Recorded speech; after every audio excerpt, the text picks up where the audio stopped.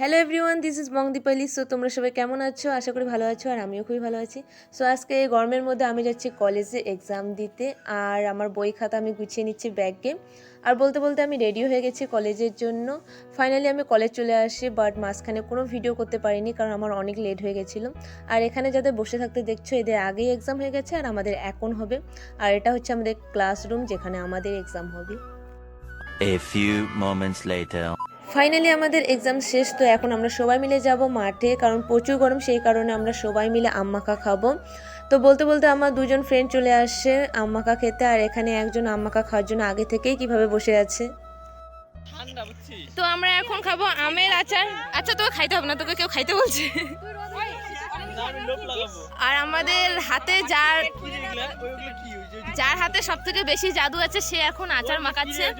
আর অনামিকা আমাদের জন্য নিয়ে আসে কুলের আচার, আর এখানে লঙ্কা, লবণ, তেল আর এক যাতো এলাম বেশি খাতাম না।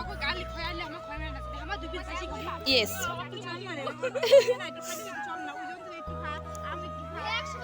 আরে ভাই তুই বাড়ি চলে যা, তোকে খাইতে হবে না। আমরা এদিকে সবাই মিলে একসাথে আমের আচার বানাচ্ছি আর অনেক কিছু কথা নিজেদের মধ্যে বলছিলাম।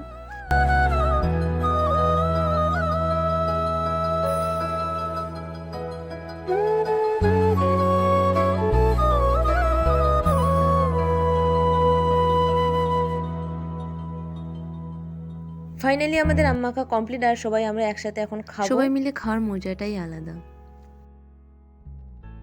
এই গরমে কাঁচা আম মাখা খাওয়ার মজাটাই আলাদা। তার মধ্যে আজকে ছিল আমাদের লাস্ট এক্সাম, সেই কারণে কেউ নিজের বাড়ি থেকে আম, লবণ, লঙ্কা সবাই নিয়ে এসেছিল। এই ভিডিওটি বানানোর একটি উদ্দেশ্য হলো স্মৃতি, কারণ যখন আমার অনেক বয়স হয়ে যাবে বা আমার এই ফ্রেন্ডগুলো অন্য অন্য জায়গায় চলে যাবে, তখন হয়তো কখনো আমি ইউটিউবে এসে এই ভিডিওটি দেখবো আর ভাববো সত্যি কী দিন ছিল।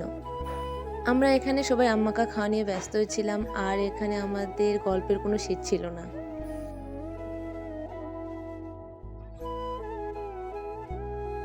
ফাইনালি আমাদের খাওয়া শেষ, বাড়ি যাব, সেই কারণে বাসের জন্য ওয়েট করছি। তো যদি ভিডিওটা ভালো লাগে অবশ্যই লাইক, কমেন্ট, সাবস্ক্রাইবটা অবশ্যই করে দেবেন। বাই, দেখা হচ্ছে পরের ভিডিওতে।